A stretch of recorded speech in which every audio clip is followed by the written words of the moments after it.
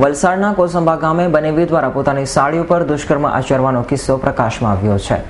આ બનાવની કરુણતા એવી છે કે સાડી મંદબુદ્ધિની છે, ત્યારે હાલ તો પોલીસે નરાધમ બનેવીની ધરપકડ કરી છે। વલસાડ સિટી પોલીસની કેદમાં ઉભેલા આ ઈસમે બનેવી સાડીના સંબંધ લજાવ્યો છે। મંદબુદ્ધિની સાડીને ભોળવીને પોતાની હવસનો શિકાર બનાવી છે। કોસંબા ગામની એક મહિલાએ વલસાડ સિટી પોલીસ સ્ટેશનમાં ફરિયાદ નોંધાવી છે કે તેમના જમાઈએ તેમની એક મંદબુદ્ધિની સાડી સાથે દુષ્કર્મ આચર્યું છે। આ ઘટનાને પગલે વલસાડ પોલીસે તપાસ હાથ ધરી કાયદેસરની કાર્યવાહી હાથ ધરી છે।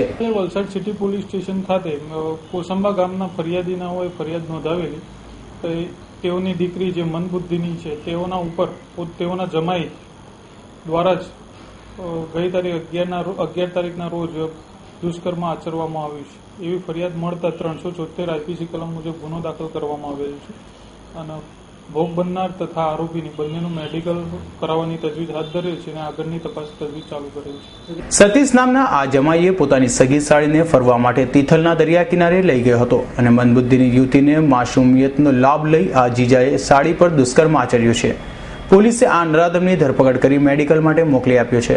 આરોપી આ મામલે અજાણ હોવાનો દાવો કરી રહ્યો છે, પણ કુકર્મ હાલે નહીં પણ અગાઉ એક જ વાર કર્યો હોવાનું એકરાર કર્યું છે। ફરિયાદીની ફરિયાદ મુજબ આરોપીએ આ ભોગ બનનારને તિથલ દરિયા કિનારે લઈ ગયેલ અને ત્યાં આગળ એની સાથે દુષ્કર્મ કરેલાનું ફરિયાદમાં જણાવેલ છે।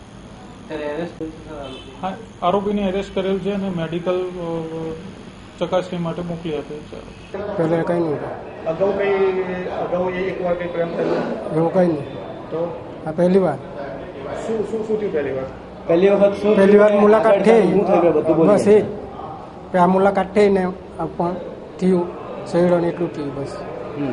તો હવે તને શાના માટે અહીંયા લાવવામાં આવેલો છે? અહીંયા એ લોકોએ બોલાવ્યો, એ લોકો ડાયરેક્ટ એડ કર્યો ગેટથી મને।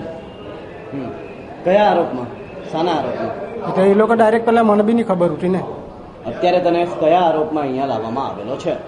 હવડાય આ પેલું કેસમાં બલાત્કારના કેસ એમ કરે।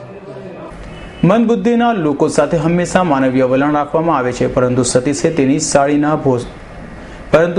તેની સાડીના ભોરપણનો ગેરલાભ ઉઠાવ્યો છે। હાલ તો પોલીસે બંને શાળા અને જીજાની મેડિકલ